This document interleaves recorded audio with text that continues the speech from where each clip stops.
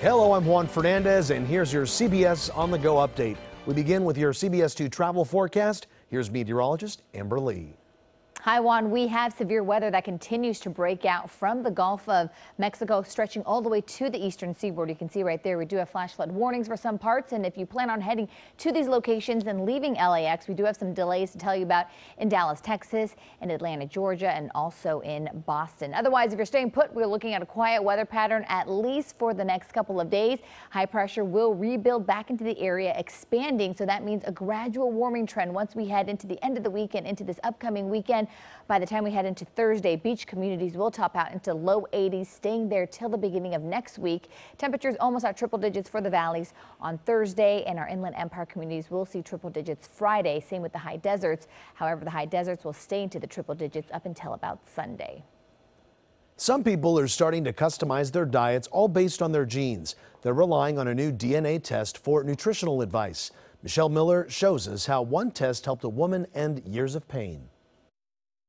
Every time Rebecca Castle sat down to eat her favorite foods, she says she suffered excruciating abdominal pain. Terrible, like sharp shooting pain, bloating, distension. That pain went on for more than 2 years. Castle saw multiple doctors. Then she took a DNA metabolic test. I was allergic to starch. That's mostly root vegetables, corn, peas, sweet potatoes.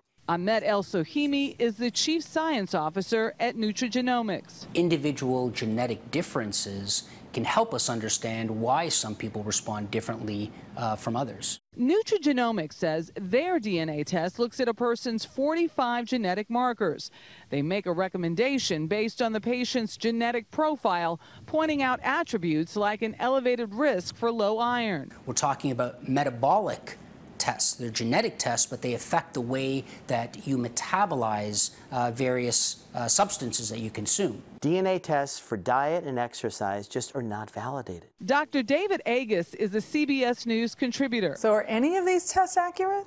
There are very few of them that actually have data behind them. And to me, that's a problem. You know, you had companies like 23andMe that were taken off the market for several years because they had to show data with regard to human disease. Well, I think the same thing needs to happen with nutrition and exercise. Your iron status. Castle says the test produced more than 30 pages of results about her body. I think it's worth it. You don't need your blood taken. You're literally just spitting into a test tube. You could do it in your sleep. Which means she can now avoid the foods that set off her stomach. Michelle Miller, New York.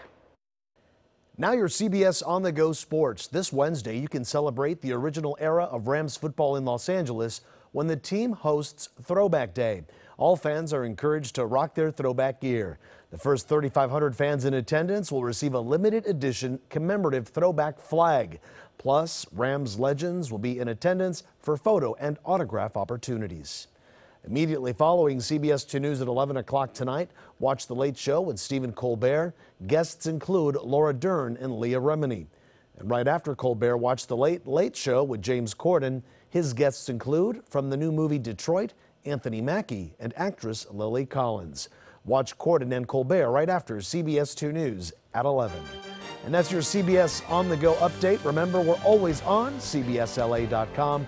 And join us every night for CBS 2 News at 5, 6, and 11.